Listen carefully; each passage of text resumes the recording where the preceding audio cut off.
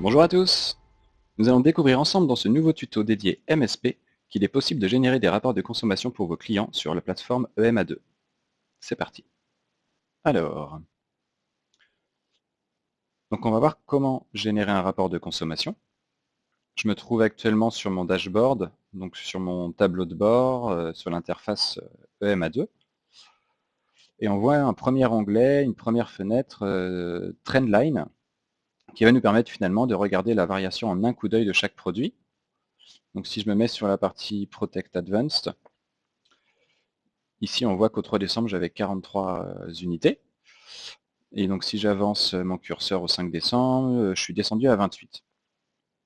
Et donc c'est la même chose pour chaque produit, que ce soit ici pour Protect Complete, notre DR ou l'ESA, notre solution de double authentification,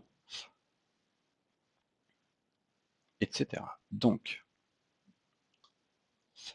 on va aller un petit peu plus loin, donc on va aller dans l'onglet Report.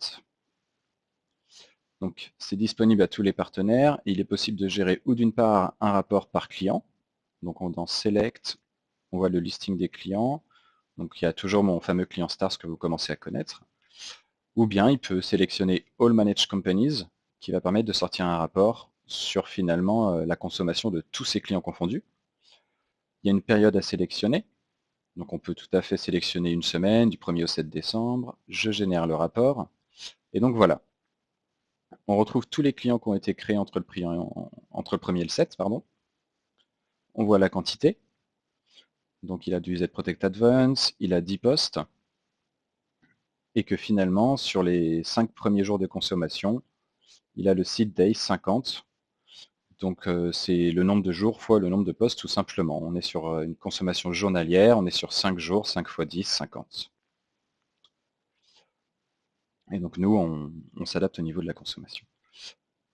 Donc le client Stars, Protect Advanced, donc 0 et 15 seed days.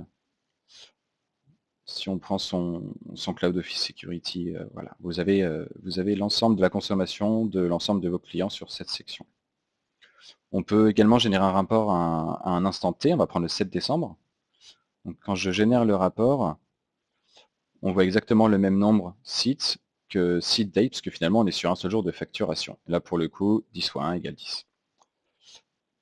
On prend l'exemple avec le client Stars, on est sur la même chose, 15 echoes, 15 seat days, et on a l'onglet en bas à droite, qui est très important, c'est un export, et ça génère automatiquement un rapport de consommation au format CSV. Je peux vous montrer également dans License Management, donc la gestion des licences, ça va vous permettre de voir l'historique d'une licence par exemple.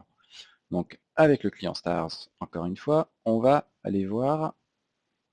Donc là vous voyez, excusez-moi, qu'il a du Advance, Protect Advance et de l'ECOS. Et j'aimerais bien voir la variation depuis que j'ai créé ce client, sa variation de consommation. Donc on clique dessus, Show License History.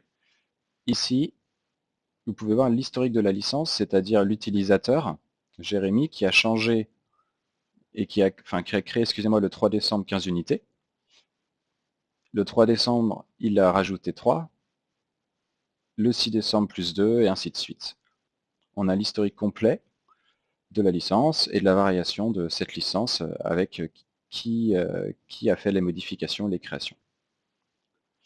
Donc, on va aller voir sur EZ Protect Advance, Show Daily Usage. Donc là, ça va être la variation sous format de courbe.